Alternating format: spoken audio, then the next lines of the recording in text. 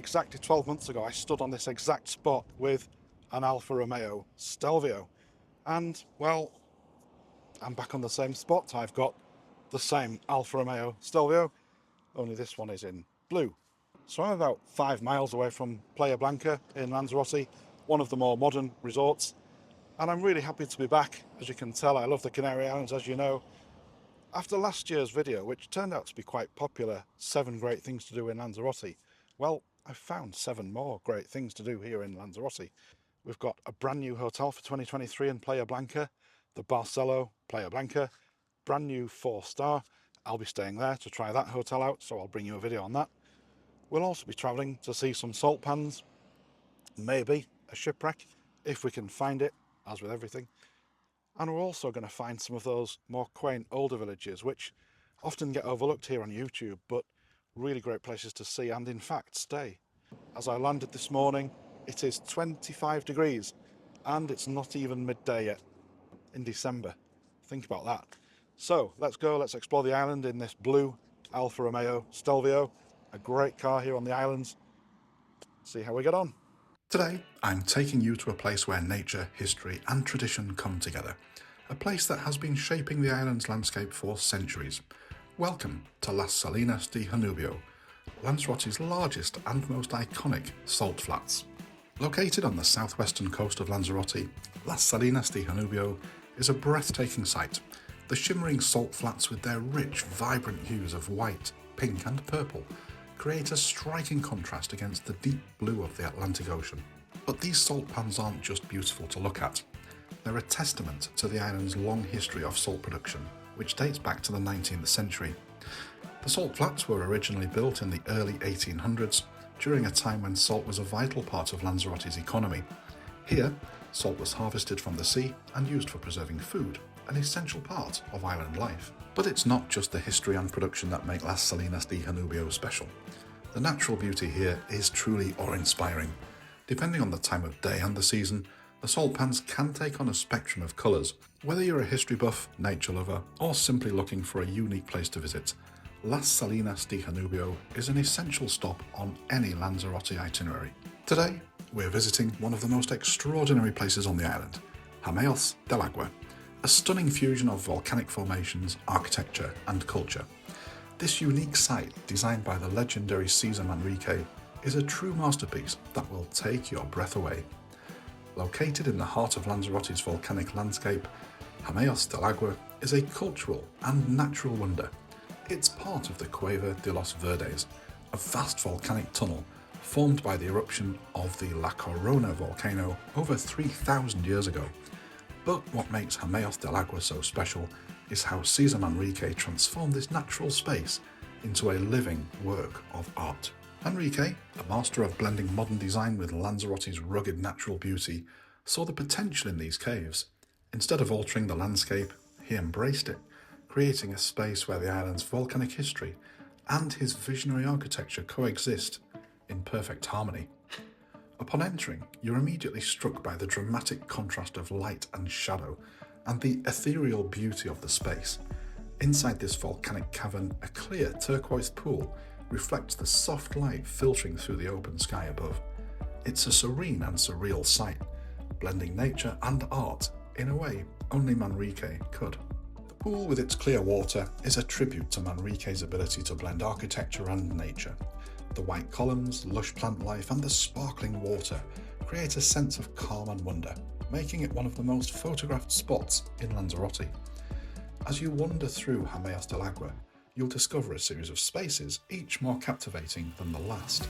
Manrique's trademark use of vibrant colour, clean lines and organic forms gives the entire site an otherworldly feel.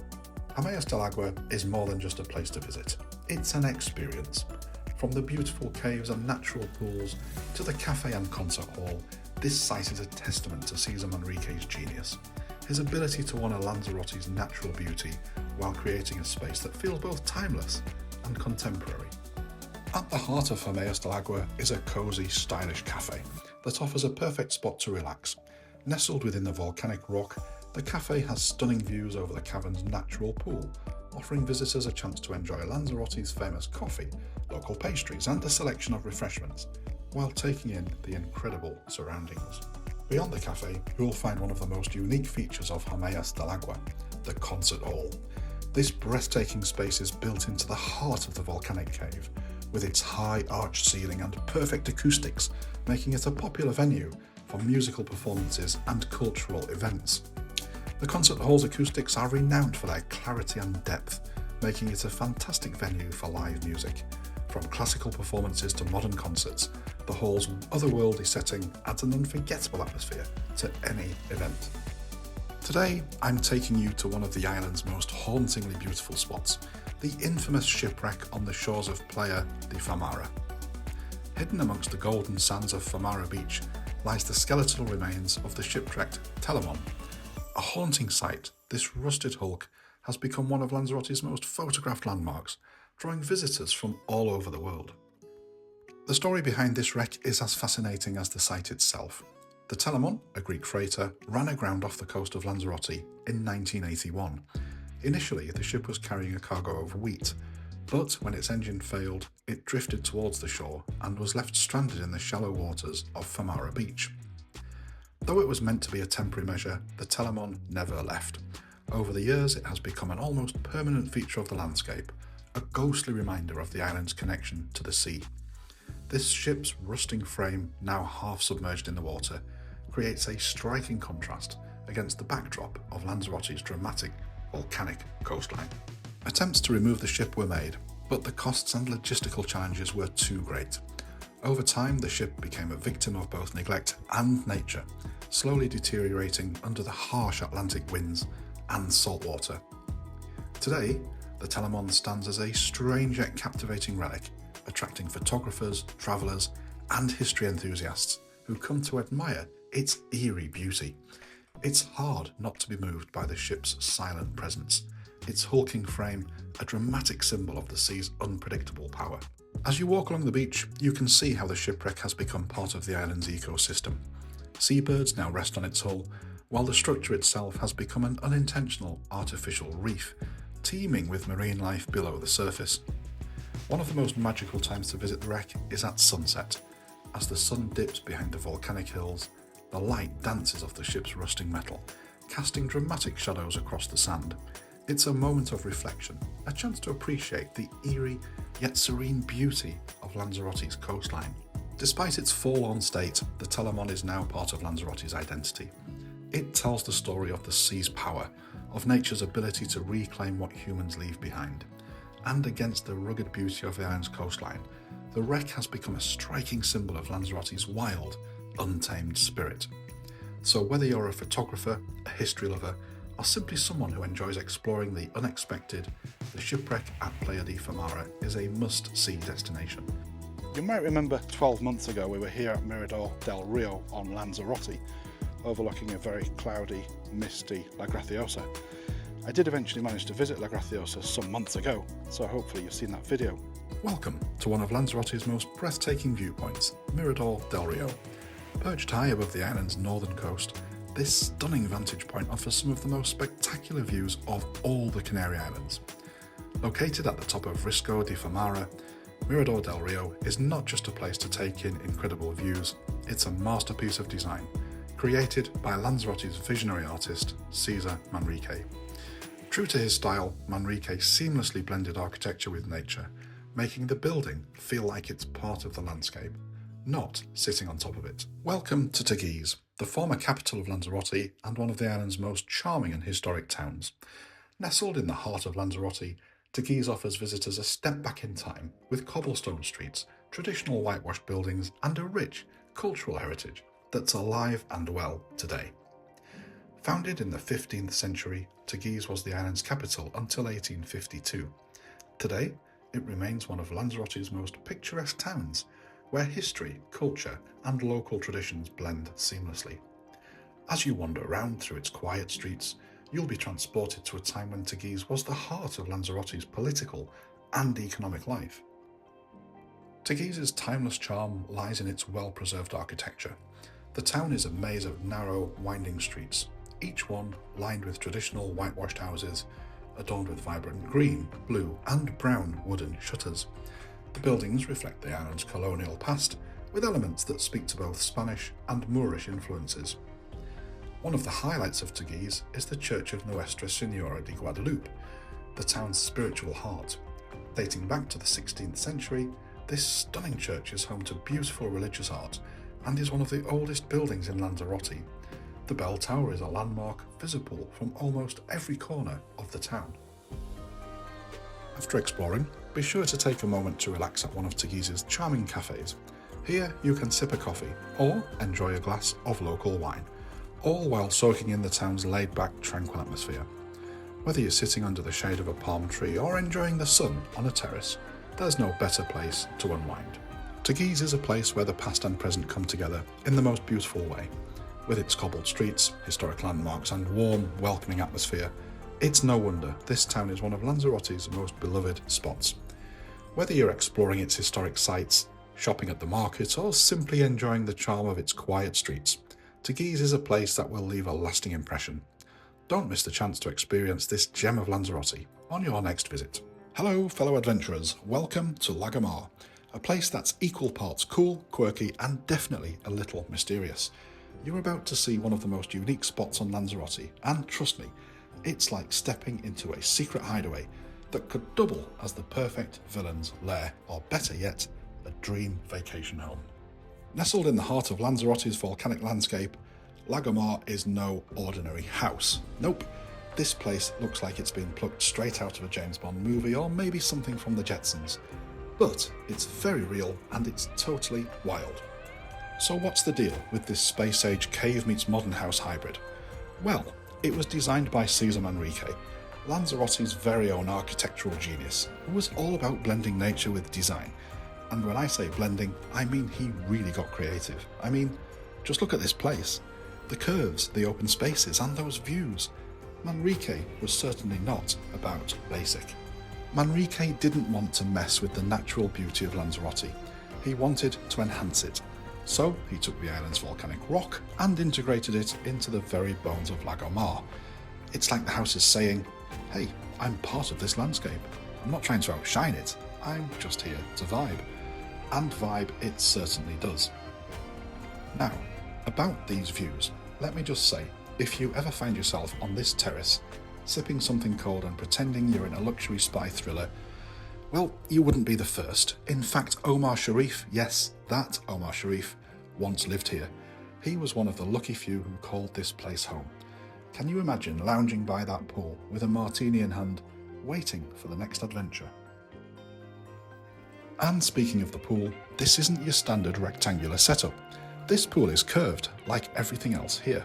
It's like Manrique said, why have straight lines when you can have swoops and swirls that feel like you're living in a piece of art? And you know what? I totally agree with him. Whether you're a fan of unique architecture, history, or just looking for a place to stay, wow, this is amazing. Lagomar has you covered. Thanks to Cesar Manrique's genius, it's a place where nature and creativity collide in the most beautiful way. And so that was Lagomar, Omar Sharif's former home, and now retained as a museum. And as I said earlier, the whole house was designed by famous Lanzarote's celebrated architect, Cesar Manrique, the island's son. He was very popular in these parts and very well respected around the world for his, what some said was very unusual architecture.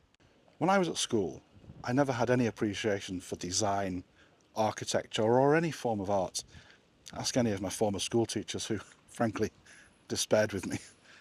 I was a lost cause when it came to things like that at school. Like I say, I just didn't understand it, didn't get it, didn't appreciate anything, good or bad. And of course, design is a very emotive subject. But the truth is that if, like me, the Canary Islands runs through your blood, if it captured you and if it drew you in like it did with me so many years ago, this is my 19th visit to the Canary Islands in just under 3 years. I love it so much. I love being here. And that's partially because of what Cesar Manrique did and the influence he had in the islands, particularly here in Lanzarote. Cesar Manrique was somebody who passionately hated large, cumbersome office blocks and hotels. And he was outraged when he went to New York and saw all of this happening, and he brought that passion back to Lanzarote, where he lived right up until his death. The Canary Islands is not just about the cheap €1 pints in Playa de las Americas. I very rarely go there. To me, what it's about is the influence that people like Cesar Manrique had here, that unique Canarian architecture that you only ever see here in the Canary Islands. And that rubbed off from Cesar Manrique. That's his legacy to the Canary Islands. And it's what brings me back time after time after time. And so if, like me, you love the Canary Islands, you may never have noticed it, but I would go so far as to say two things. One is that you probably wouldn't like the Canaries as much as you do had it not been for the architecture and for the design that was so heavily influenced by Cesar Manrique all those years ago. And I think it probably bypasses a lot of people, and probably you've never stopped to think about it. But look around you if you're in the Canary Islands as you're watching this video, because the chances are you're not far away from that very unique, very notable Canarian design and architecture that all came from Cesar Manrique. So the next time you're in the Canary Islands, have a look around, because what you'll notice, now that I've told you, is the low-rise buildings and the stone, the Canarian stone, which is used to build 90% of the properties in the Canary Islands, and, as I say, particularly here in Lanzarote. And appreciate the design, because, like I said, I think the Canary Islands wouldn't be as attractive as they are to people like me had it not been for good old Cesar. So that was Lagomar. Highly recommend a visit. Also, while you're here in Lanzarote, if you get time, do go and see the Cesar Manrique Foundation, Cesar Manrique's former house. I featured it in last year's Lanzarote video. It's really worth a visit.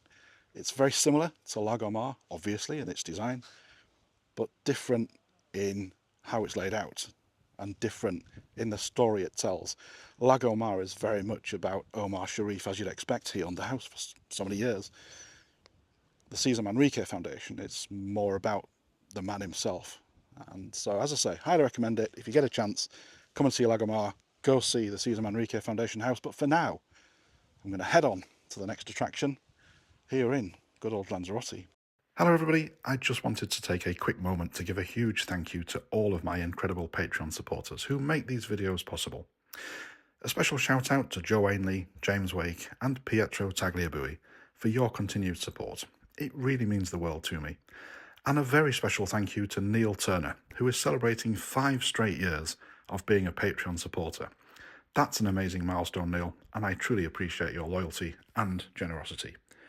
To every one of my Patreon supporters, big and small, your contributions during 2024 have allowed me to keep creating and sharing the content you enjoy. I couldn't do this without you, so thanks again for being part of the journey. And if all else fails, you could always go to Timanfaya and watch steam come up from the ground, as featured previously.